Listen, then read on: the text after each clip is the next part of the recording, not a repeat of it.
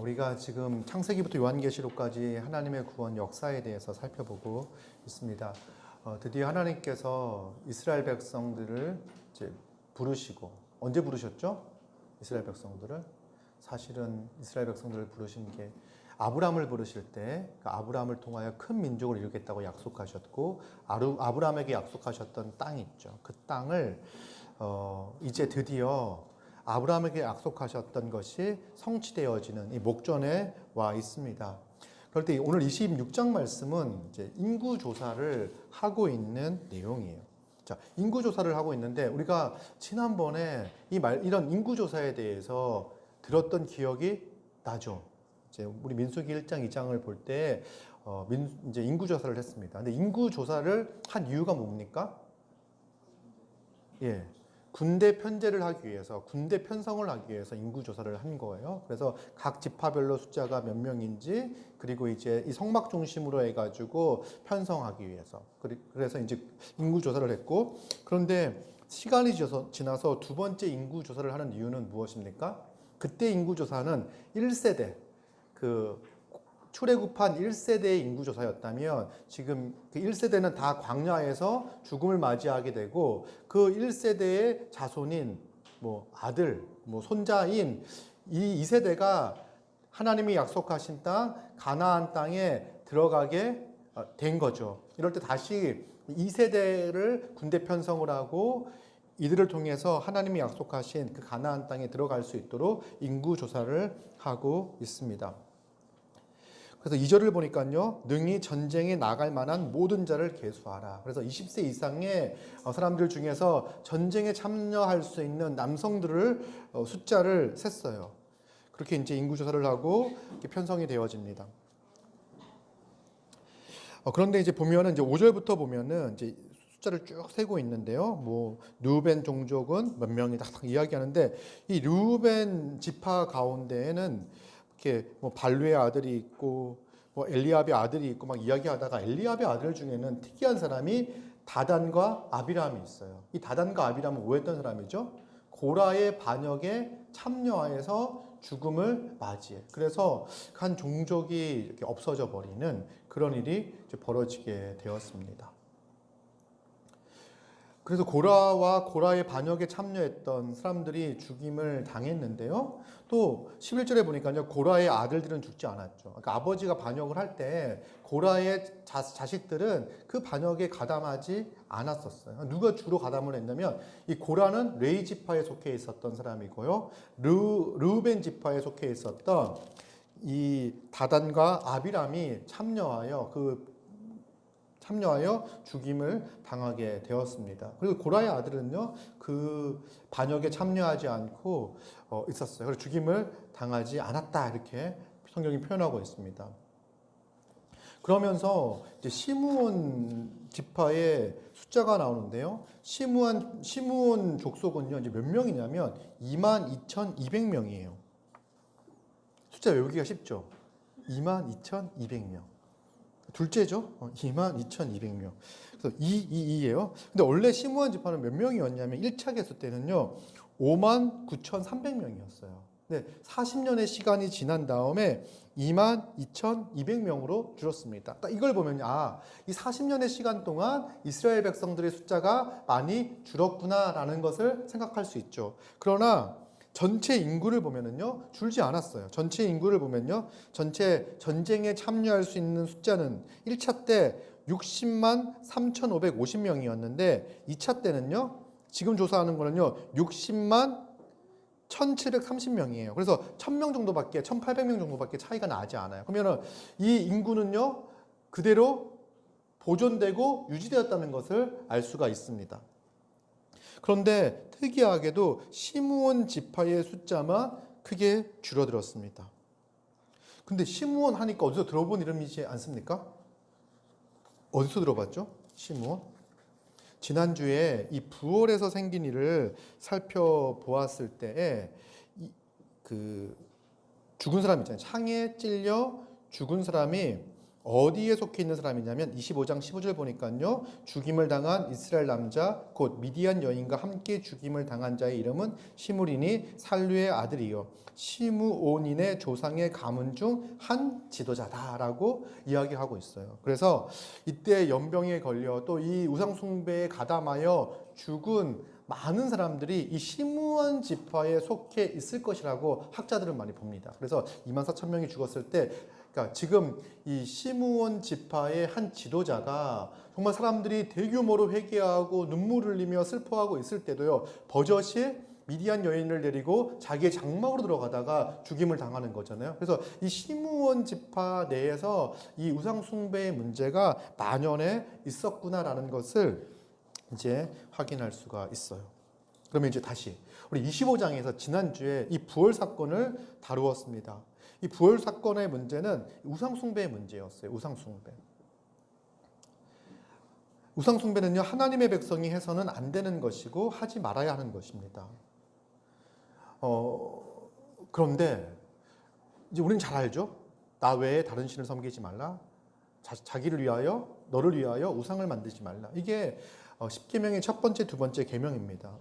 오늘날 우리는요 무엇을 만들어 놓고 절을 하거나 이렇게 목사님 저 오늘 빨리 가봐야 돼요. 왜? 저 절에 가야 되거든요. 이런 사람들은 없을 거예요. 뭐 이렇게 다른 이제 뭐 이렇게 종교 뭐 마치면 이렇게 뭐 신천지를 간다든지 뭐 이렇게 하는 분들은 없어요. 다른 우상을 만들어 놓고 그것을 절하거나 그것을 의지하거나 또 우리 중에 뭐 부적을 가지고 있는 분이 있습니까? 뭐 부적을 가지고 다니거나 그러지 않습니다. 그러나 은밀한 형태로 우리의 삶 가운데 그러한 역할들, 우상의 역할들을 하는 것들이 있습니다. 가장 대표적인 게 자기 사랑이죠. 그래서 하나님보다 자기 자신을 하나님 앞에 두는 것, 이것이 바로 우상 숭배의 전형적인 모습입니다. 여기서 이제 많은 우상 숭배의 양상들이 나타나게 되는 거죠. 자기를 사랑하는 것 또한 그렇고요. 하나님보다 다른 사람을 더 사랑하고 더 의지하는 것. 그래서 어떤 사람과의 관계가 하나님과의 관계보다 앞서는 것. 그것을 더 신뢰하고 그 사람과의 관계를 통해서 그 사람을 더 신뢰하고 그 관계를 통해서 안정감을 누릴 수 있다고 생각하며 살아가는 것 또한 우상 숭배의 한 모습일 수 있습니다. 또한 우상 숭배는요. 우리 오늘날 이 자본주의 사회 정말 고도화된 정말 이렇게 자유시장 경제 질서에 편입된 우리의 삶을 살아갈 때 정말 은밀하게 이 문화의 영향을 받은 우상 숭배의 모습들이 많습니다. 숨겨진 우상, 은밀한 형태로 우리 생활 깊은 곳에 들어와 우리의 마음과 우리의 생각을 빼앗아 버리는 것들이 많이 있죠. 무엇이 우리의 생각과 마음을 하나님보다 더 신뢰하게 하고 더 의지하게 하고 하나님보다 그것에서 더 안정감과 평안함을 느끼게 합니까? 무엇이 그렇게 합니까? 돈이 그렇습니까? 돈, 명예, 사람들로부터의 인정, 세상으로부터의 인정, 성공, 누구와의 관계, 그리고 건강, 여가, 레저, 스포츠 이런 것들이요. 하나님의 자리를 우리가 하나님께 기뻐해야 할 그때 하나님 아닌 다른 것들에 우리의 모든 시간과 마음과 이런 것들을 쏟고 빼앗아 버리게 합니다. 심지어는요, 요즘은 이렇게 많은 것들이 우상으로 불려지는 시대가 되었습니다. 뭐 연예인도 아이돌이라고 부르죠. 우상, 아이돌. 치킨도 그냥 치킨이라고 부르지 않습니다. 치느님 이렇게 부르고 이제 거의 이제 뭐 일상에서 이런 우상숭배의 모습들이 이제 나타나고 있는 거죠. 그런데 이게 은연중에 우리 삶 가운데 깊은 곳에 들어와 우리의 삶을 이렇게 잠식해 들어가는 거예요. 방금 이야기한 것들은요, 우리 삶에 필요한 것들입니다. 돈도 그렇고요, 명예도 그렇고요, 사람들에게 인정받는 거, 또 우리가 어떤 일정한 성공을 거두는 거, 사람들과 관계를 갖는 거, 건강을 지키는 거, 여가 활동을 하는 거, 내절을 즐기는 거, 운동을 하고 스포츠를 즐기는 거, 이런 것들이 우리 삶에 필요한 것이고 우리 삶을 윤택하고 유익하게 하는 것일 수 있어요. 그리고 이것을요 악이라고 치부할 수가 없습니다. 대중문화 이런 것들도요 그저 악이라고 치부해 버릴 수는 없습니다. 이 중 많은 것들은요 하나님의 은혜와 하나님의 지혜로 말미암아 우리에게 주어진 것들입니다. 그런데 우리는 잘 알아야 될 것들이 이런 것들이 어느 순간 은밀히 우리의 삶의 중요한 부분을 잠식하여 하나님이 있어야 할 그 자리에 하나님을 대신할 수 있다는 사실을 기억해야 합니다. 죄의 시작은 이렇게 악한 것을 범해서 죄를 짓는 것이 아니라 대부분은요, 하나님이 주신 선한 것을 본래의 목적에 부합하지 않는 방식으로, 아니면 하나님이 주신 선한 것들을 본래 주신 목적을 넘어서는 방법으로 활용함으로써 시작이 되어집니다. 그러니까 인류 첫 번째 죄도 악한 것을 먹었기 때문에 죄가 된 게 아닙니다. 선악을 알게 하는 나무 열매는요, 하나님이 주신 선한 것입니다. 하나님의 선한 뜻을 우리에게 알려주고 보여주는 좋은 도구였어요. 하나님이 하나님 되심을 알게 하고 인간은 그 하나님의 뜻에 순종함으로 기쁨과 즐거움과 안식과 복락과 평안을 누릴 수 있는 좋은 도구로서 하나님은 선악을 알게 하는 나무 열매를 주셨습니다. 그러나 인간이 그것을 통하여 하나님을 뛰어넘겠다, 하나님의 자리를 대체하겠다고 생각했을 때 그것이 하나님을 떠나버리는 죄가 되었습니다. 우리도 아까 이야기했던 그 수많은 것들이, 돈을 비롯한 수많은 것들이 하나님을 뛰어넘어 이것이 나를 하나님처럼 만들 수 있다, 이것이 내 마음대로 내가 원하는 삶을 가져다주는 힘이고 능력이다 생각하여 그것을 신뢰하고 의지하며 살아갈 때 그것이 우상숭배의 모습이 될 수 있습니다. 여러분, 우리는 주의해야 합니다. 하나님이 우리에게 주신 그것이 하나님의 자리를 위협하고 그 자리를 빼앗지 않도록 주의해야 합니다. 여러분, 혹시 여러분들 이렇게 부적 같은 거 주머니에 있지 않습니까? 한번 주머니 한번 꺼내 보시죠. 있는 것들. 부적 나오지 않죠? 그런데 이게 뭐 이렇게 지갑 안에 있는 돈, 요즘 지갑에 돈 잘 들고 다니지 않죠? 핸드폰 안에 있는 어떤 어플이 있죠. 그 어플 아래에 있는 계좌를 보면은요, 내 마음에 안정감이 있다든지, 그 은행 그 어플을 통해서 내 수입이 안정되고 월급이 입금되어져 있고 뭐 이렇게 되는 걸 보면서 난 안정감을 느끼고 평안함을 느낀다면요, 이것이 하나님 아닌 다른 것을 의지하는 방식이요, 부적과 같은 것입니다. 그것을 정말 종이 쪼가리를 신뢰하고 의지하고 살아가는 것처럼 우리도 정말 허황된 숫자들, 그것들을 의지하고 신뢰하고 살아가는 거예요. 그것을 어떻게 하나님을 그것으로 대체해 버릴 수가 있겠습니까? 이제 우리는 이 우상숭배의 모습들을 잘 살펴봐야 합니다. 이 부월의 사건을 통해 가지고 이 시므온의 그 지파에 속해 있는 사람들이 많이 줄어 있는 것을 확인을 할 수가 있어요. 많은 분들이 아마 시므온 족속이 이렇게 인구가 많이 줄어든 것은 이 영향일 것이다. 왜냐하면 그 인구가 거의 비슷하게 유지가 되어져 있는데 방금 막 연병이 지나갔고 그 이후에 인구조사의 결과 이렇게 급격한 인구의 변화를 보인 것이 바로 시므온 족속이기 때문에 그러합니다. 여러분, 그래서 우리가 우상을 숭배하고 하나님 아닌 다른 것으로 만족을 얻으려고 할 때 오히려 이 하나님이 우리에게 약속하셨던 생육과 번성과 충만함의 이러한 복을 다 누리지 못하는, 온전히 누리지 못하는 그런 불행한 안타까운 일이 벌어지게 됩니다. 그렇게 해서 이제 12지파의 숫자를 다 계수합니다. 다 계수하고 나니까 51절에 보면은요, 이제 이스라엘 자손에 계수된 자가 60만 1,730명이었더라. 기록되어져 있습니다. 그래서 이 인구가 줄어들지 않은 것을 알 수가 있어요. 그러면서 52절을 보니까요, 여호와께서 모세에게 말씀하여 이르시되 이 명수대로 땅을 나눠 주어 기업을 삼게 하라. 자, 이 인구를 조사한 이유는 뭐였죠? 첫 번째 이유는 군대 편성을 하기 위해서 인구를 조사했습니다. 그리고 두 번째 이유는 무엇입니까? 이렇게 인구 조사하여 인구가 파악된 그 수대로, 그 명수대로 땅을 나누어 주는 것. 그래서 인구 조사를 했을 때 이 두 가지의 목적이 있는 거예요. 하나는 군대로서 전진하여 하나님이 주신 약속한 땅에 들어가 또 하나님이 주신 이 복을 누리는 방식으로서 인구 조사를 하게 되었습니다. 우리도 마찬가지로 이 구약에 나와 있는 이스라엘 백성들의 모습들은요, 오늘날 신약 백성의 모형과 같은 거예요. 그래서 우리의 정체성을요, 이 구약 백성들의 모습을 통해서 확인할 수가 있습니다. 그래서 우리 교회 또한 이제 약속의 땅으로 전진해 들어가는 군대예요.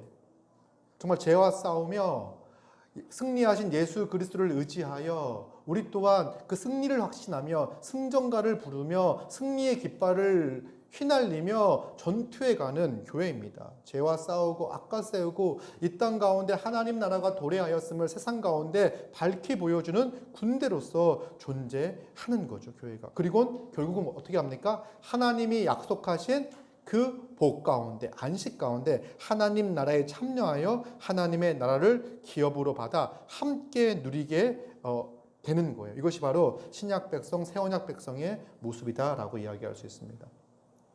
54절 보니까 이렇게 기록되어져 있어요. 수가 많은 자들에게는 기업을 많이 줄 것이요 수가 적은 자에게는 기업을 적게 줄 것이다. 이게 이제 성경이 말하는 기본적인 원리입니다. 많은 자에게 많은 것을 주고요, 적은 자에게는 적은 것을 주는 거죠. 그러니까 이 원리가요, 많이 가진 자가 더 많이 내고 적게 가진 자가 더 적게 내고 이런 원리와도 같습니다. 그래서 인구가 많은데 똑같은 것을 주게 되면은 그 지파는 어려움을 겪게 되잖아요. 그러니까 인구가 많은 지파에게는 그 쓸 것을, 필요에 따라 가지고 쓸 것을 공급해 주시는 거죠. 이 원리가 신약의 원리로 오게 되면요, 교회 안에는요 많이 가진 자와 적게 가진 자들이 있는데 하나님께서 우리에게 주실 때는 하나님이 나에게 주신 목이 있을 뿐만 아니라 다른 사람을 위하여 주신 목이 있다. 그래서 내가 나를 위한 목 이에 더 많은 것이 있다면 하나님께서 이것을 나에게 무엇을 위해서 쓰라고 주셨는가를 생각하고 내어놓는 거죠. 그래서 초대교회는요, 자기의 재산을 팔아가지고 이거는 이제 여유가 있는데, 나는 여유가 있는데 옆에 있는 지체들은, 성도들은 정말 극심한 가난을 경험하고 있는 거예요. 그럼 어떻게 합니까? 내 것을, 나의 여유 부분을 팔아가지고 내가 이거 없어도 살 수 있다라는 것을 팔아서 그런 가난의 문제를 해결했던 것이 초대교회의 모습입니다. 그래서 오늘도 보면은요, 이 본문을 보면요, 많은 자에게, 수가 많은 자에게는 많은 기업을 주게 되고요, 수가 적은 지파에게는 적은 기업을 주게 되어 있습니다.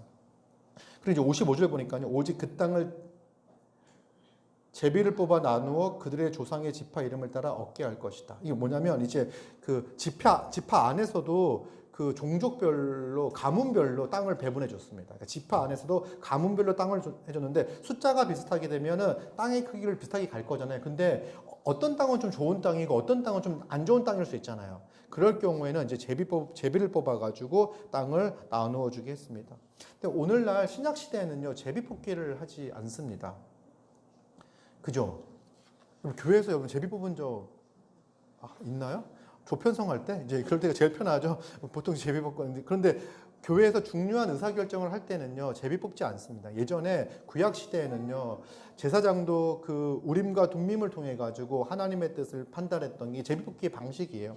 근데 신약 시대는요, 하나님께서 믿는 자들에게 성령을 보내주시고 성령의 사람들이 성령의 인도하심을 따라 판단하고 결정할 수 있는 거예요. 그래서 성령의 사람들이 모여 결정한 것이요, 하나님의 그 뜻 가운데 결정한 것이고, 그렇게 해서 이제 그런 일들을 해가는 거예요. 그래서 우리가 직분자를 세우거나 어떤 교회의 중요한 정책들과 방향들을 결정할 때도요, 믿는 성령의 사람들이 함께 모여 이러한 일들을 결정해 나가는 거죠. 자, 그렇게 이제 땅이 배분이 되어졌습니다. 그리고는요, 12지파에게 쭉 나눠지긴 하는데, 그 다음에 57절에 보면 레위인이 있죠. 레위인은요, 12지파에 들어가지 않습니다. 근데 왜 12지파에게 땅을 다 줬는데 레위인이 남습니까? 11지파에게만 땅을 배분한 게 아니라 12지파에게 땅을 배분했어요. 근데 왜 레인이 남죠? 요셉의 아들들이 있죠. 그러니까 야곱의 12아들이 뭐가 되냐면 12지파가 되는 거잖아요. 근데 야곱이 요셉의 두 아들을, 므낫셋과 에브라임 두 아들을 자기의 아들로 양자를 삼습니다. 그렇게 되면 야곱의 아들은 몇 명이 되는 거죠? 어렵죠. 12명, 12 더하기 2하면 4명이 되잖아요. 그래서 요셉에게는요, 사실은 그래서 2배가 들어가게 되는 거예요. 요셉에게는. 그래서 요셉에게 갈 것은 므낫셋 지파와 에브라임 지파, 요셉의 아들인 므낫셋과 에브라임이 한 지파씩을 이루게 됩니다. 그래서 요셉은 이제 2배의 복을 받게 되는 거고요. 그래서 레위인은 이제 땅을 기업으로 받지 않는 거예요. 그래서 60절 보니까요, 1개월 이상으로 계수된 레위인의 모든 남자는 2만 3천 명이었더라. 그들은 이스라엘 자손 중 계수에 들어가지 아니하였으니 이는 이스라엘 자손 중에서 그들에게 준 기업이 없음이었더라. 그래서 하나님께서 땅을 배분할 때 레위인에게만 땅을 주지 않았습니다. 기업을 주지 않았습니다. 그 이유가 무엇입니까? 우리 신명기 18장 1절 2절 한번 찾아볼까요? 민수기 뒤에 신명기가 있습니다. 신명기 18장 1절 2절을 보면은요. 같이 한번 읽어볼까요? 시작. 레위 사람 제사장과 레위의 온 지파는 이스라엘 중에 분깃도 없고 기업도 없을지니 그들은 여호와의 화제물과 그 기업을 먹을 것이라. 형제 중에서 기업을 가지지 않은 것은 여호와께서 그들의 기업이 되심이니 그들에게 말씀하심 같으니. 예, 하나님은 그 12지파에게 기업을 주셨지만 레위 지파에게는 기업을 주지 않으셨습니다. 그리고 이 레위인들에게는 무엇을 주셨죠? 하나님이 여호와가 그들의 기업이 되어 주신 거예요.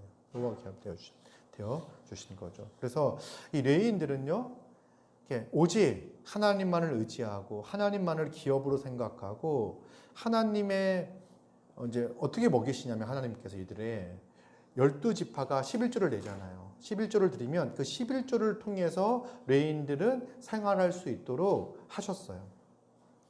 그리고 레위인들은 어디에 살았냐면 뿔뿔이 흩어져 살았습니다. 그 12지파가 땅을 배분받아서 살고 있는데 이 레위 지파는요, 각 지파의 4개의 성을, 그러니까 그 각 지파는 4개의 성을 내어놔야 됐습니다. 4개의 성을 내어놓으면 12 곱하기 4면 48개잖아요. 그래서 48개의 성에 흩어져 살았어요. 근데 왜 이들은 흩어져 있냐면 그곳에서 레위인들은 하나님의 말씀을 가르치고 율법을 가르치고 그리고 이들이 하나님께 중앙제사를 온전히 드릴 수 있도록 제사를 잘 드릴 수 있도록 돕는 역할들을 하는 거. 그러니까 하나님 앞에 온전히 나아가 하나님의 뜻에 온전히 순종하며 살아갈 수 있도록 돕는 역할을 누가 했다고요? 레위인들이 했던 거예요. 그래서 레위인들은 각각 지파에 흩어져 가지고 그렇게 하나님만을 기업으로 삼고 하나님을 의지하여 살았습니다. 뭐 레위인들이 가진 게 없었습니다. 이제 그 각 지파에서 준 게 무슨 성읍을 지었다고 해가지고 뭐 의리의리한 성읍을 준 게 아니라 그들이 모여 살 수 있는 지역과 그 다음에 이제 집 한 채씩을 이제 마련해 주는 거예요. 그러면 이제 그들이 주는 것을 가지고 그곳에서 그들이 주는 것을 먹고 살아갔던 거죠. 이스라엘 지파들에 의해서 백성들에 의해서 공급해 주시는 하나님이 그들을 통해서 공급해 주시고 또 그것을 통해서 하나님께서 맡겨주신 사명을 감당하며 살았습니다. 이게 이제 레위인들의 모습이었고요. 그 다음에 27장으로 넘어가면은요, 딸들이 등장합니다. 보통 성경은요, 그 여자분들은 잘 등장하지 않아요. 그렇죠? 뭐 남자들이 많이 나오죠. 근데 여자가 딱 등장하는 건요, 아주 중요한 겁니다. 정말 중요한 거예요.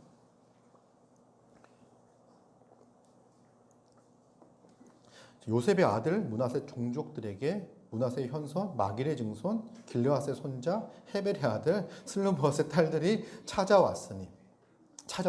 참 이번에 족보를 쭉 얘기하는 거죠.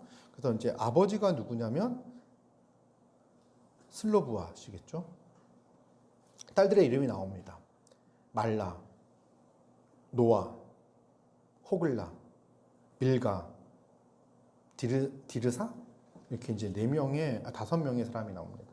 5명의 5인조 이제 이렇게 그룹은 아니고요. 이제 여성들이 이제 딸들이 누구에게 오냐면 이제 모세를 찾아옵니다. 모세와 제사장 엘르아살을 찾아옵니다. 모세와 제사장 엘르아살과 지휘관들과 온 회중 앞에서 말합니다.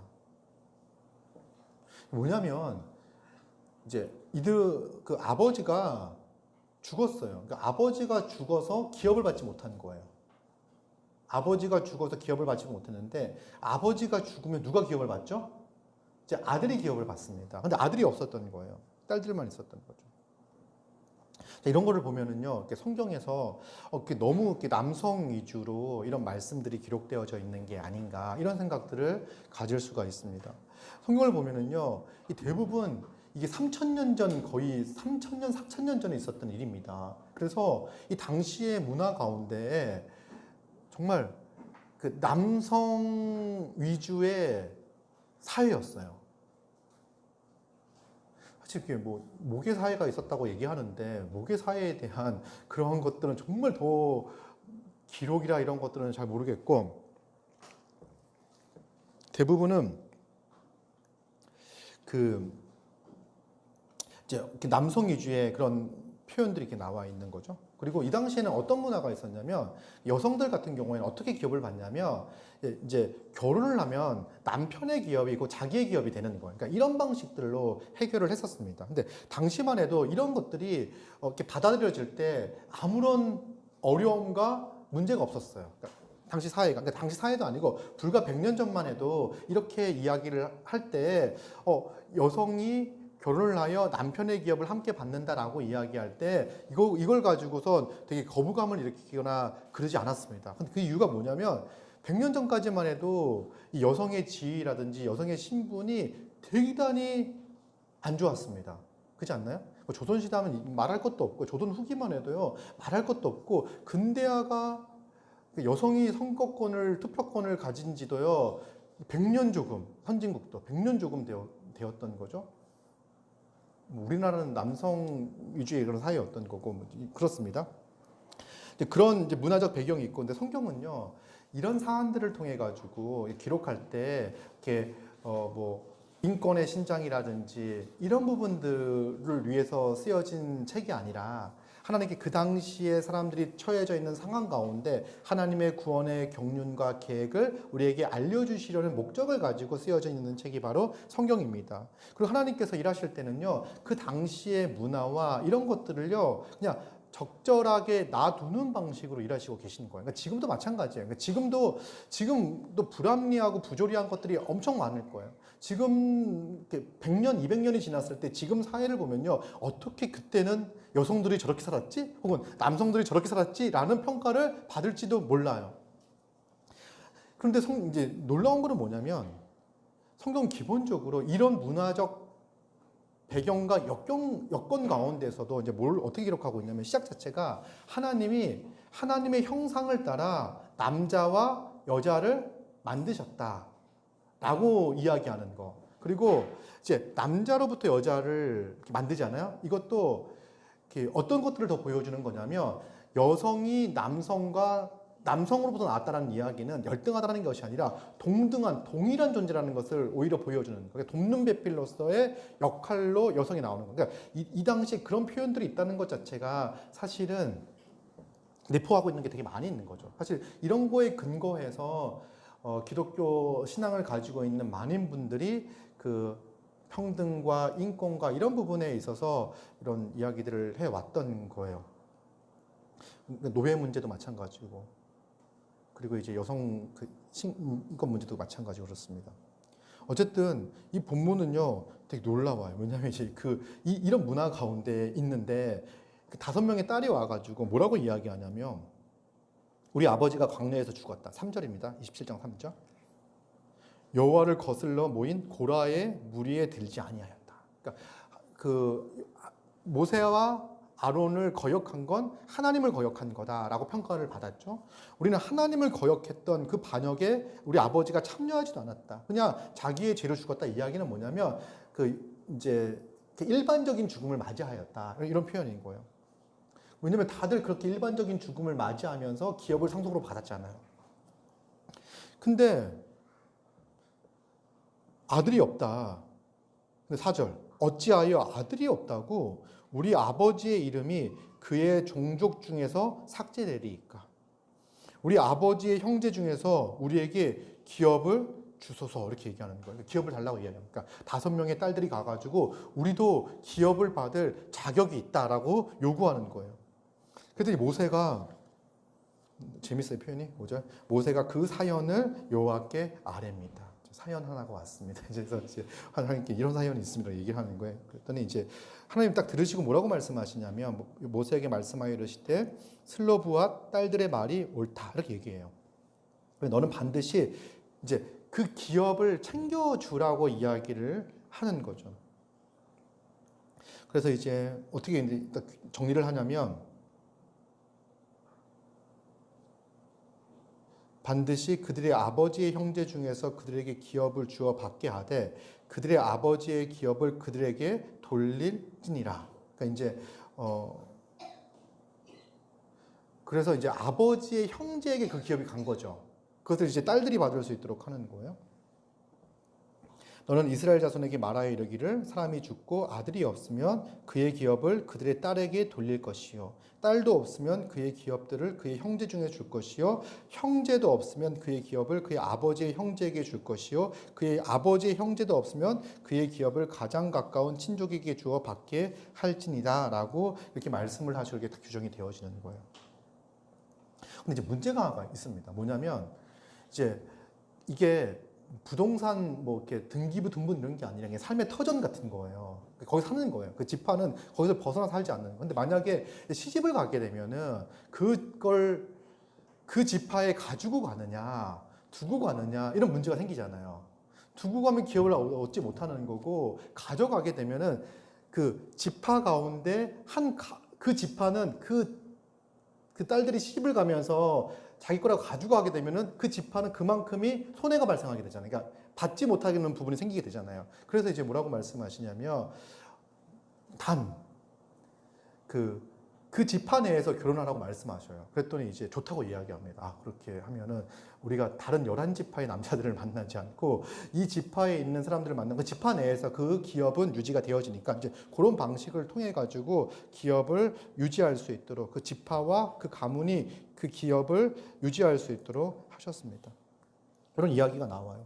그 다음에 이제 모세의 후계자 여호수아의 이야기가 나오면서 이제 여호수아와 엘리야세를 이제 온전히 세우고 그 1세대의 권리, 그 건의, 하나님께 맡길 사명을요, 다음 지도자를 세워서 이제 위임하는 그런 모습이 나옵니다. 이제 모든 것을 다 인수하고 인계하고 하나님이 약속하신 그 땅으로 진격해 들어가는 그 약속하신 땅을 차지하는 그 일만 남게 되었습니다.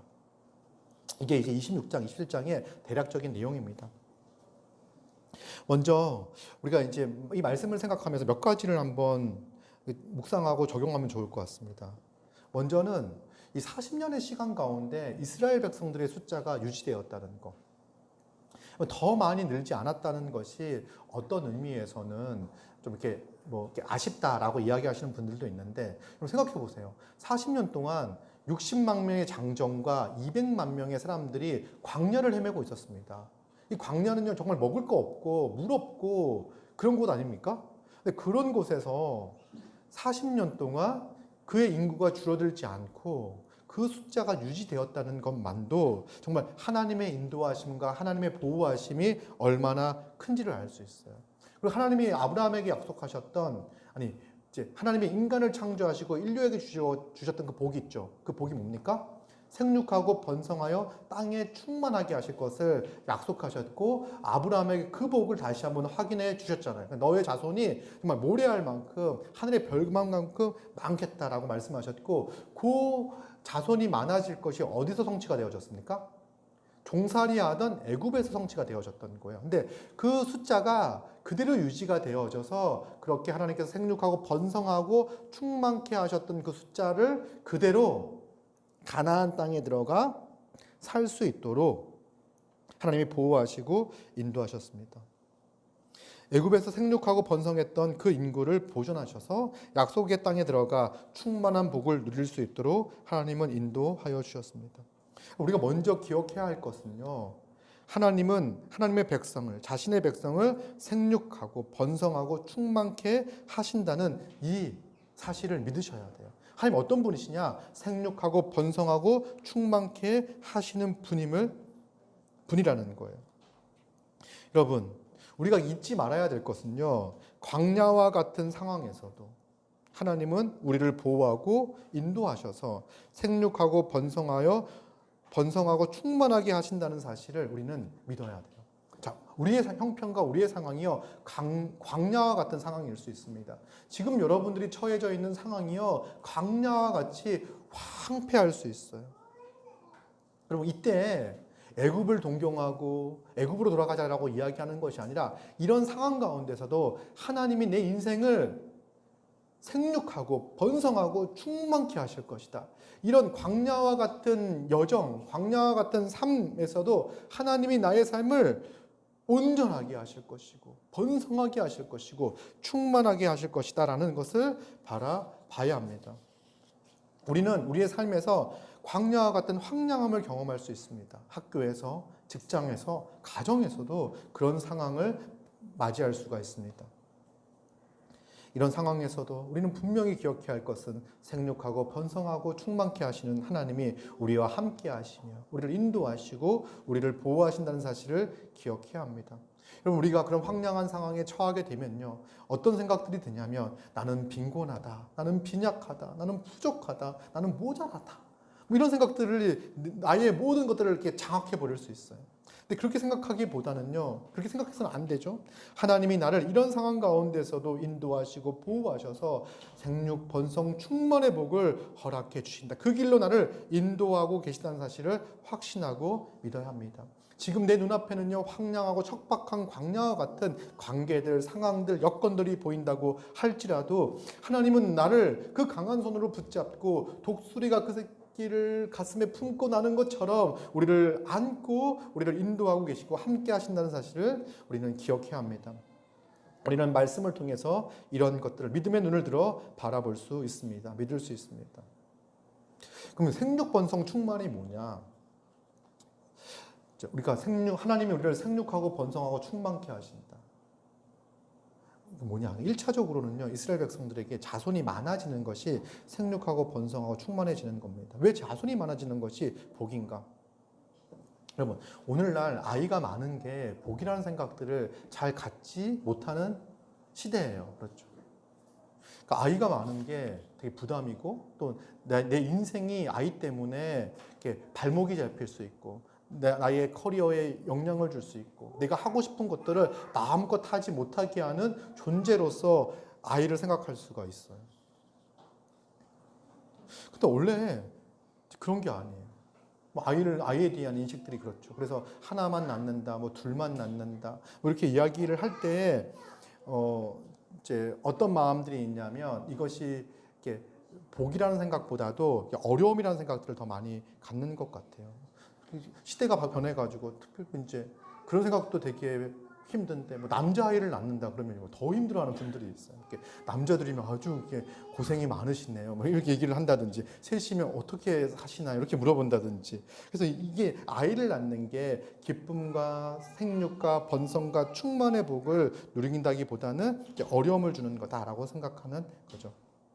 그리고 또 아이를 이렇게 많이 낳지 못하는 이유 중에 하나가 뭐냐면 아이를 잘 키울 수 있을까 하는 그런 염려들이 우리 가운데 있어요. 걱정이 있어요. 근데 그 염려와 걱정이 대부분 어디서 오냐면 세상의 기준에 맞추어 아이를 키우려고 하면은요, 그 기준에 충족시키려고 하면요, 생각해 보세요. 어마어마한 에너지와 어마어마한 자원이 아이에게 들어가야 돼요. 또 그것을 해주지 못하면 내가 아이를 낳았는데 그것을 아이에게 그렇게 해주지 못하면 이 아이가 사회에서 도태되어지고 그래서 내가 느꼈던 그 패배감을 우리 아이가 느끼겠구나라는 생각을 가지고 아이를 낳기를 주저하는 거예요. 여러분, 우리가 하나님께서 아이를 주실 때 어쩌면 우리는 그 아이에게 모든 것을 다 줄 수 없을지 모릅니다. 그러나 하나님께서 내게 주셔서 아이를 위해서 이렇게 주신 것들, 하나님 내게 주신 것들을 가지고 최선을 다하여 아이를 잘 양육해 가야 하는 거죠. 그리고 하나님께서 보호하시고 인도하시고 생육하고 번성하고 충만케 하신다는 그 믿음과 그것을 가지고 아이를 잘 이렇게 낳고 양육하고 키워야 합니다. 저도 이제 결혼하고 아이를 많이 낳는 게 복이다 이런 생각들을 잘 못했던 것 같아요. 그래서 하나 나면 외로울 것 같고 뭐 둘은 있어야지. 또 저도 이렇게 클 때 친구들 보면 혼자 있었던 친구보다는 동생이 있었던 내 삶이 좀 나았던 것 같고, 그래서 이제 첫째에게 둘째를 선물로 줘야 되겠다 뭐 이런 생각들을 했던 것 같아요. 근데 만약에 그 아이를 낳는 게 정말 복되고 이렇게 많은 것들을 배웁니다. 아이를 낳는다고 했을 때 아이는 하나님이 우리에게 주시는 선물이죠. 선물이라고 하는 거는요, 뭐 어떤 의미냐면, 뭐 단지 뭐 내가 갖고 싶었던 어떤 귀한 물건, 뭐 귀한 사람 이런 의미가 아닌 거예요. 하나님은 그 가정에게 부모에게 아이를 선물로 주실 때는요, 이 아이를 통해서 부모를 온전하게 하는 겁니다. 그러니까 아이를 통해서 부모를 온전케 하기 위하여 아이를 주시는 거예요. 여러분, 아이를 낳게 되면요, 더 강한 책임감을 가지고 자기의 삶을 더 열심히 살아갈 수 있게 되는 거죠. 그것을 위해서 주신 거예요. 더 참고, 더 인내하고, 더 성숙함을 배우는 거예요. 여러분, 이런 책임감과 인내와 이렇게 뭐 온유와 이런 것들을 아이를 통해서 하나님께서 나의 인격을 더 성숙하게 하시고 온전하게 하시는 겁니다. 여러분, 그리고요, 이 아이를 딱 보면은요, 아이를 훈계할 때 보면은 대부분은 자기에게 훈계하는 거예요. 그러니까 너 이렇게 하면 안 돼 라고 하면서 말은 하고 있는데 내가 그런데 이런 생각들이 이제 드는 거죠. 너 이렇게 사람을 이렇게 무절제하고 이렇게 무계획적으로 사는 거야 이렇게 얘기를 할 때 사실 그게 대부분 자기의 모습이에요. 그러면서 자기의 삶을 다시 한번 돌아보고 이렇게 신발끈을 동료 매듯이 자기의 삶을 이렇게 각오를 다시 하고 그렇게 하는 겁니다. 그리고 아이들의 잘못은요, 대부분 부모를 보고 배운 것들이죠. 그런 생각들을 할 때 이런 얘기 하잖아요. 그러니까 아이는 그 부모의 뒷모습을 보고 자란다. 이런 생각을 할 때 부모는 자기의 행동, 자기의 말 이런 것들을 이렇게 조심하게 됩니다. 이런 걸 통해서 이제 아이를 통하여 부모는 성숙함과 이걸 통해서 하나님이 정말 우리를 인간으로 만드는 그 좋은 도구로서 아이를 선물로 주십니다. 또 아이도 마찬가지인 것 같아요. 아이가 자기 동생들이 한 명 늘어날 때마다 이제 그 많은 시간을 이렇게 다른 이타적으로 이렇게 섬기고 돌보는데 시간을 쓰지 않는가 생각이 듭니다. 우리와 세아가 지금 할 일이 별로 없습니다. 이제 동생이 없어가지고 이제 많은 시간을 자기를 위한 시간들, 보통 이제 게임과 뭐 유튜브를 보고 이렇게 시간을 막 하는데 셋째와 넷째가 있었다면 이 아이들이 지금쯤 정말 이타적으로 자기의 삶을 그 동생들을 위해서 쓰고 있겠구나라는 생각들은 살짝 해봤습니다. 근데 지금 이제 많이 늦었다고 생각하면 이제 늦은 거죠. 그리고 이제 좀 더 나아가 생각해 보면요, 하나님의 백성을 그러니까 복음으로 낳고 양육하는 거, 이것이 생육 번성 충만의 복을 가져오는 거죠. 그러니까 아이를 낳는 게 복이다라고 이야기하는 건 뭐냐면 사실 믿음의 가정에서 아이를 낳는 거는요, 하나님의 백성이 한 명 한 명 늘어나는 거예요. 그리고 우리가 이렇게 우리가 알고 있는 이 놀라운 복음을요, 다음 세대에 전수하고 전달할 수 있는 거죠. 그래서 아이를 낳는다는 것은요, 단지 숫자가 늘었다는 것이 아니라 우리의 가치와 우리의 사랑과 우리의 섬김이 이제 더 풍성하게 다음 세대까지 전달될 수 있겠구나. 우리가 누리는 이 좋은 것들이 우리의 자녀들을 통해서 계속해서 이 세상 가운데 펼쳐질 수 있겠구나라는 그러한 생각 때문에 우리는 이제 감사할 수 있는 거죠. 마찬가지로 복음을 전해서 사람들이 복음에 믿음으로 반응하고 함께 주님을 섬기고 믿고 한 교회를 이루고 살아가는 것을 통해서 우리는 생육, 번성, 충만의 복을 누릴 수가 있습니다. 그래서 이제 육체적으로 우리 아이들을 많이 낳을 수 있는 분들이 있다면 많이 낳으시기 바랍니다. 또 이제 그게 하나님께서 결혼을 했는데도 아이를 허락해 주지 않거나 또 이제 그런 상황들이 할 수 있죠. 또 이제 하나님께서 독신의 은사를 주셔서 내가 정말 주를 위해 살겠다. 이럴 때는요, 무엇을 통해서 이런 복들을 더 누리게 되냐면 이 복음을 전하고 가르치고 이것을 통해서 이 생육 번성 충만의 복을 누릴 수가 있는 거예요. 이거는요, 우리 모두가 온 교회가 이런 복을 누리며 살아가야 합니다. 사실 이제 저는 아이를 많이 키워놨으니까 이제 더더욱 이제 하나님의 말씀과 복음을 열심히 전하여 이 생육 번성 충만의 복을 누릴 수 있도록 힘써야 합니다. 그리고 이 생육 번성 충만의 복을 이렇게 누리는 현장이 어디냐라고 했을 때 1차적으로는 교회입니다. 먼저 하나님의 뜻을 알고 그 뜻 가운데 순종하는 하나님의 백성들이 함께 모여 살아가는 곳이 바로 교회이죠.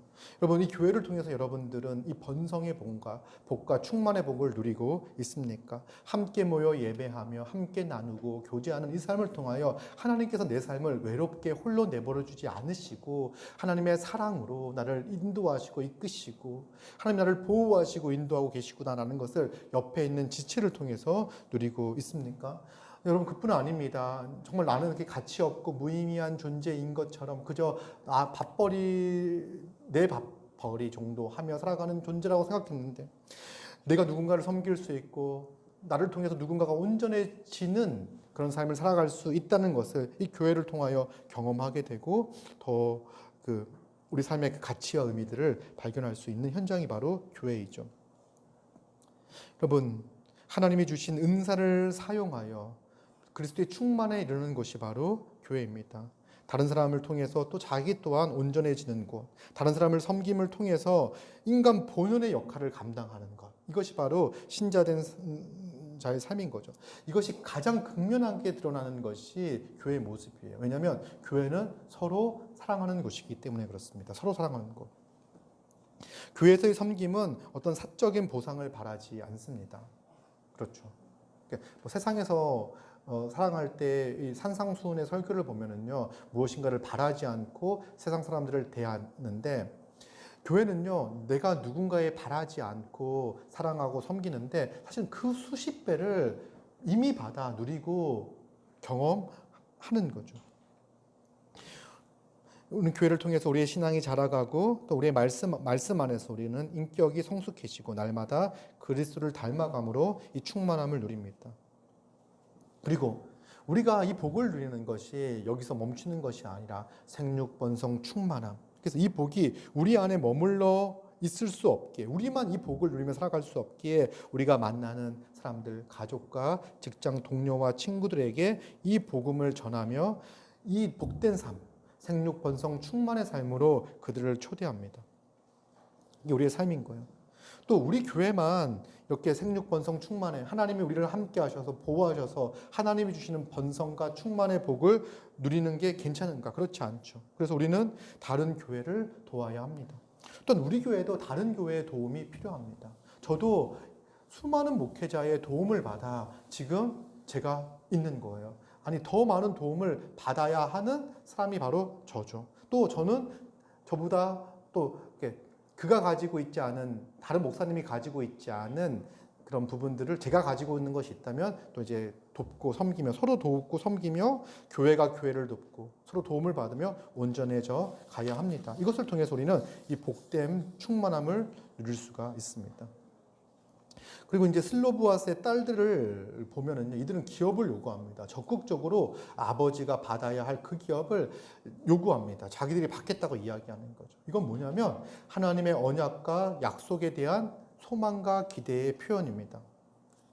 여러분, 그 광야의 시간 가운데 수많은 일들이 있었지만 출애굽하여 광야의 여정과 시간 가운데 무엇을 위해 그들은 그렇게 살았습니까? 하나님이 약속하신 그 땅을 기업으로 받기 위해서 살았잖아요. 근데 그 첫째, 밀라입니까? 말라입니까? 말라입니다. 말라가 지금 이렇게 동생 둘째가 낳았는데 딸, 셋째도 딸.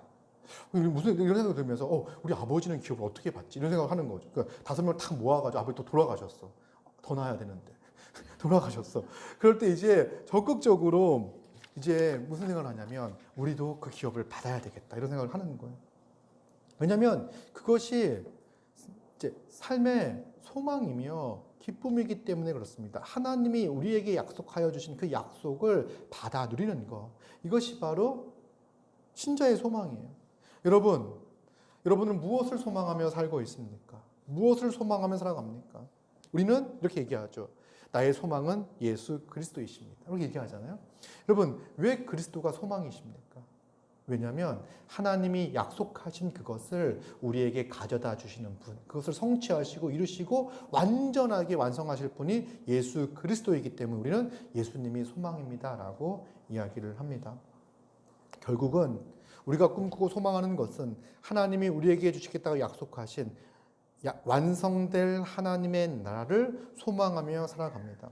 그럼 이 소망이 여러분 가운데 있습니까? 그리스도를 소망한다. 그리스도가 나의 소망이다라고 이야기할 때 우리는 완성될 하나님의 나라에 대한 소망을 가지고 있습니다.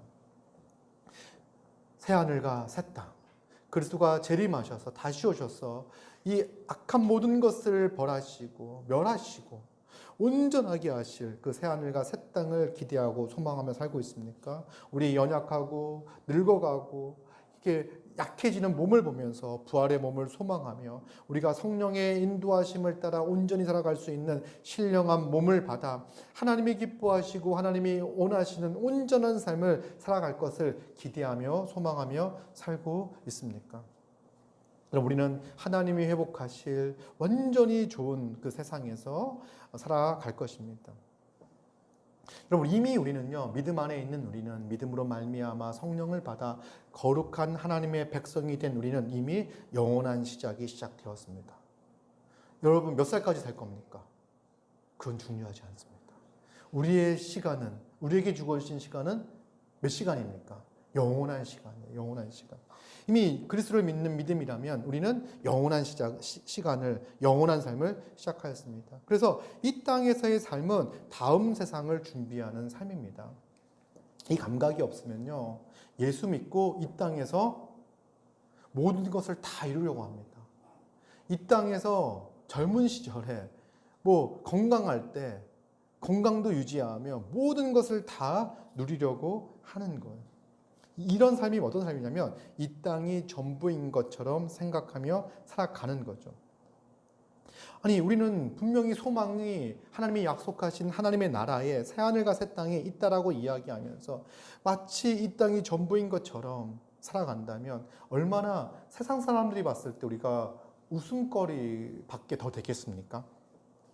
이 땅에서 얻지 못한 것 때문에 한탄하고 세상이 끝난 것처럼 생각하고 살아서는 안 됩니다. 이 땅에서 온전히 누리지 못한 것들이 있다면 다음 세상에서 우리는 온전히 누릴 것을 기대하고 소망하며 살아가야 합니다. 다음 세상이 어떤 세상이라고요? 완전하게 회복시킬 새하늘과 새 땅. 몸이 부활하여 이 감각적으로 누릴 수 있는 그 세상. 그럼 혹시 여러분들의 재능을 꽃피우지 못한 것이 있지 않습니까? 근데 정말 잘할 수 있는데 그때 기회를 놓쳐버려서, 그때 여건이 좋지 않아서, 그때 도와주는 사람이 없어서, 또 형편이 좋지 못해서 이루지 못한 꿈들이 있지 않습니까? 내가 그것만 했다면 내 지금 인생이 정말 지금보다 훨씬 더 좋았을 텐데 라고 생각이 드는 것들이 있지 않습니까? 너무 늦어버렸다는 생각이 다 들죠. 너무 늦은 게 맞습니다. 너무 늦었다는 생각이 들면 너무 늦은 게 맞아요. 이런 걸 가지고 너무 하면서 내가 그것을 이루지 못한 것 때문에 후회하고 한탄하고 슬퍼하며 인생을 살 필요가 없습니다. 지금 누리지 못한 것들 있잖아요. 이런 것들은요, 그 다음 세상 하나님의 나라, 주님이 다시 오셔서 완성시킬 그 나라에서 더 풍성히, 더 마음껏 하나님이 우리에게 주신 미처 발견하지 못한 재능까지도 끌어내어 정말 기쁨과 즐거움으로 살아갈 수 있게 될 것입니다. 이런 분들이 있어요. 나이가 들면 들수록 하지 못했던 것들이 막 한이 돼가지고 더 늦기 전에 해야지. 이미 늦었는데. 예를 들자면 내가 이렇게 어렸을 때부터 바이올린을 하고 싶었는데 여건도 가정도 어렵고 애가 못 배웠어. 정말 소질이 있는 것 같아. 이제 직장 생활하고 이제 어느 정도 딱 여유가 생기니까 애가 둘, 셋 있는데 아버지는 이제 아빠의 꿈을 위해서 떠나려한다. 나는 이제 줄리아드 음대를 준비하면서 이제 직장을 접하고 하겠다. 너무 늦은 거예요. 이제 굳이 이 세상에서, 이 땅에서 모든 것을 다 완성해서 누리겠다는 생각들을 가지며 살아가는 거 있잖아요. 그러니까 소유하는 거, 인정받는 거, 이것들 있잖아요. 여행 같은 경우도요. 사실 우리가 이제 여행을 이제 가고 싶은 곳들이 되게 많잖아요. 그렇지 않나요? 요즘은 이제 여행이 못 가요. 코로나 때문에. 근데 이제 그 인생도 짧은데 이제 움직이지도 못하고 막 이러고 있는 거예요. 근데 정말 이렇게 아름다운 곳은 정말 많이 있어요. 그럼 가보지 못한 곳들도 너무나 많이 있어요. 가고 싶죠.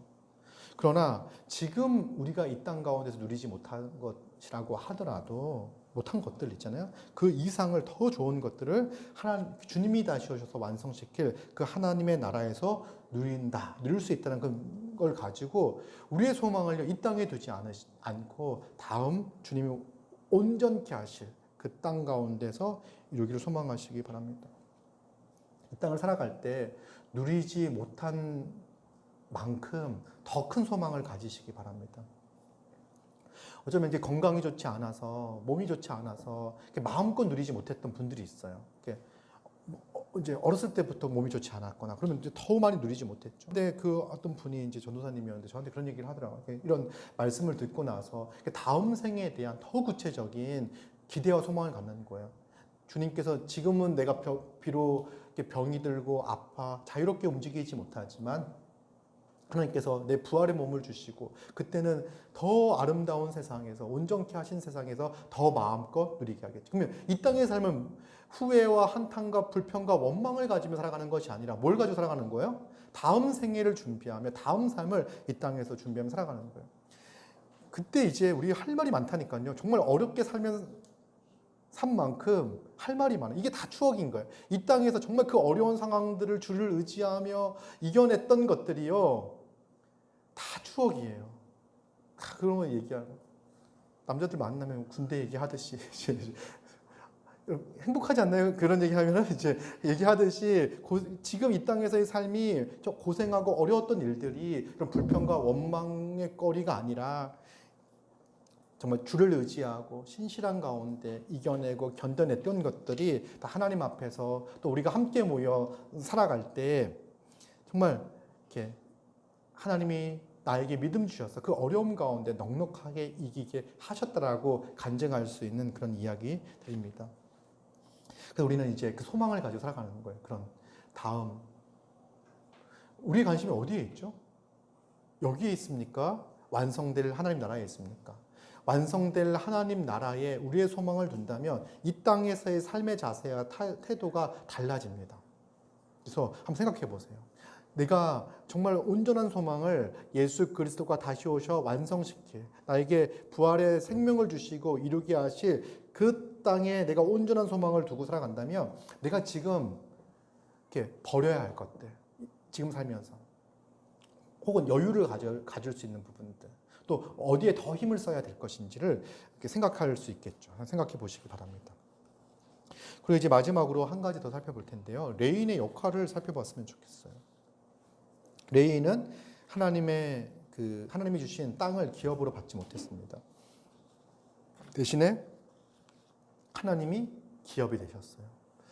이제 구약에 있는 여러 가지 사건들과 또 인물들 또 이런 모든 것들이 있잖아요. 이건 다 신약의 백성들에게 모형이 되어진다고 이야기했죠. 그러니까 이스라엘 백성들이 하나님의 약속하신 땅을 받는 것도 아주 의미가 있는 거고요.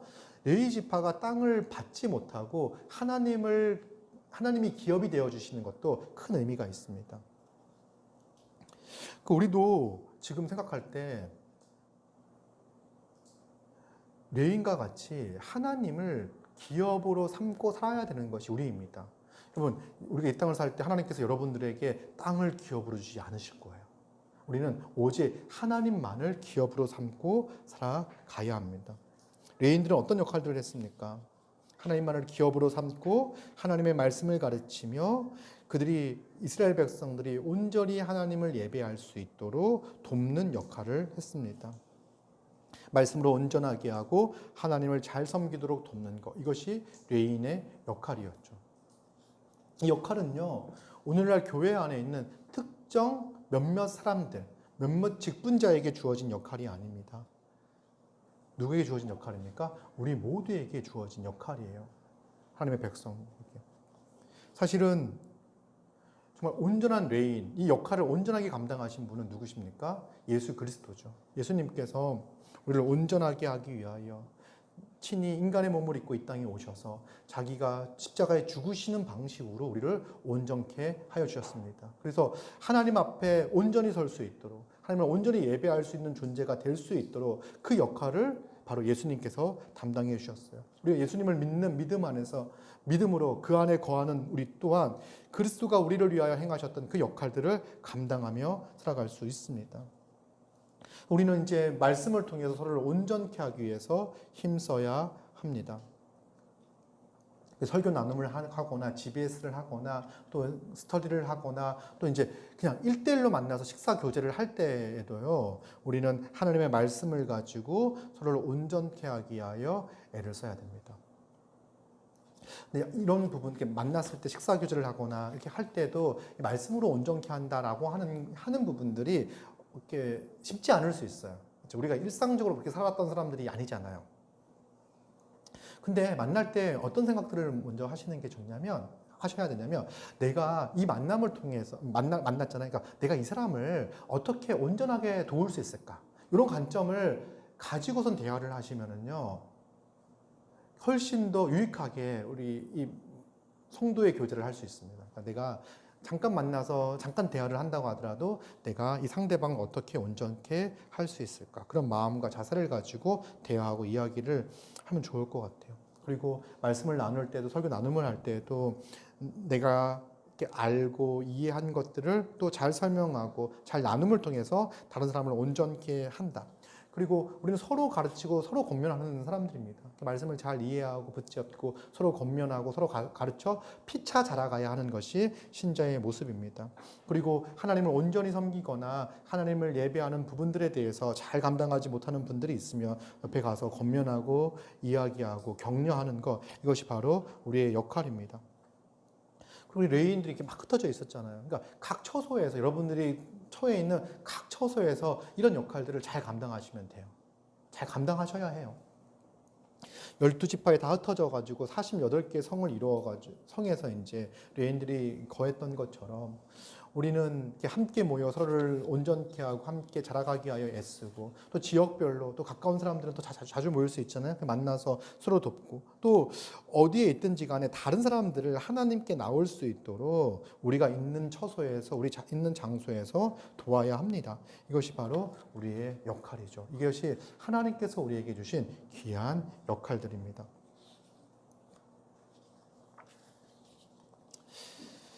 여러분, 하나님께서 우리를 하나님의 백성으로 삼아주셨고 군대가 되게 하셨습니다. 그리고 이제 약속하신 그 땅을 향해 전진해 나가고 있습니다. 여러분, 이 정체성을 분명하게 가지시기 바랍니다. 우리는 군대고 하나님의 약속하신 그 땅, 하나님 예수 그리스도가 오셔서 완성시킬 그 하나님의 나라로 우리는 힘차게 전진해 나가고 있는 하나님의 백성이다, 성도다, 이런 믿음을 가지시기 바랍니다. 그리고 우리 힘차게 살아갑시다. 코로나 정말 우리를 이렇게 뭔가가 활기 있게 뭔가 하려고 할 때 이제 찬물을 끼얹듯이 이제 잘 하게 하는데, 이런 상황 가운데서도 정말 더욱 주님을 사랑하고 어떻게 하면 형제 자매들을 더 잘 섬길 수 있을까, 어떤 방식으로 한번 고민하고 생각했으면 좋겠습니다. 그리고 좀 더 정말 이렇게 들은 말씀들을 기억하며 깊게 기도하고 이 말씀들을 자기에게 적용하는 시간들을 더 많이 가졌으면 좋겠어요. 기도하면서. 말씀을 붙잡고 기도하면서 그런 시간들을 더 많이 가졌으면 좋겠습니다. 그리고 이제 우리 어려운 상황 가운데 있는 분들 대부분 어렵겠죠. 그런데 특별히 어려운 분들이 있을 거예요. 나의 이 광야와 같은 인생, 정말 황폐하고 끝이 보이지 않는 이 삶 가운데서도 하나님이 나를 인도하시고 지키시고 보호하셔서 하나님의 백성에게 약속하신 그 생육, 번성, 충만의 복을 누리도록 하나님이 나를 이끌고 계시다, 인도하신다는 사실을 믿고 붙잡으시기 바랍니다. 그리고 이 땅에 소망을 두지 마시고 주님이 다시 오셔서 완성시킬 그 하나님의 나라를 소망하며 기대하며 살기 원합니다. 사람들이 봤을 때 세상 사람들은요, 관심이 다 세상에 있습니다. 근데 우리를 보면은요, 이렇게 시선이 다른 데 향해 있는 거예요. 다르다는 생각들을 무엇을 소망하느냐에 따라서 이제 우리의 삶의 방향과 삶의 모습과 가치가 결정되게 되어 있습니다. 그래서 우리는 우리의 시간이 불과 이제 100년 남짓 주어진 것이 아니라, 너무 많이 잡았나? 60년 금방입니다. 이 남짓 시간이 주어진 것이 아니라 영원한 시간이 우리에게 주어졌음을 믿고 또 그 영원한 시간을 준비하며 살아가는 그래서 이 땅의 삶이 비록 어렵고 힘들다고 하더라도 남들보다 더 많이 누리지 못했다고 하더라도 염려하거나 걱정하거나 이렇게 안달복달하지 마시고 정말 느긋하게 왜? 우리에게 주어져 있는 시간 하나님 우리를 붙잡아 우리에게 주실 인생이 훨씬 더 복되고 가치 있기에 비록 이 땅에서 삶은 남들만큼 누리지 못했다고 하더라도 주님이 완성될 그 나라에서 주실 그것들을 기대하며 소망하며 연하게 살아가는 또 주님을 믿고 신실하게 살아가는 우리 모두가 되기를 소망합니다. 그리고 레인들의 역할들을 모두 잘 감당했으면 좋겠습니다. 피차 권면하고 가르치고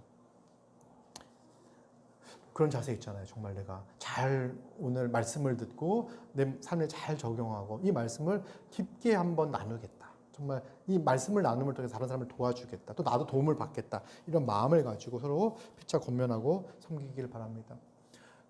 그리고 정말 주변에 있는 사람들 정말 이 복된 하나님의 나라, 이 교회 또 하나님의 영광 가운데 초대하고 초청하는 삶을 살기를 원합니다. 우리가 어디에 있든지 간에 신자로서의 정체성을 잊지 말고 사랑과 섬김과 온유와 겸손과 절제의 삶을 살아가는 우리 모두가 되기를 소망합니다.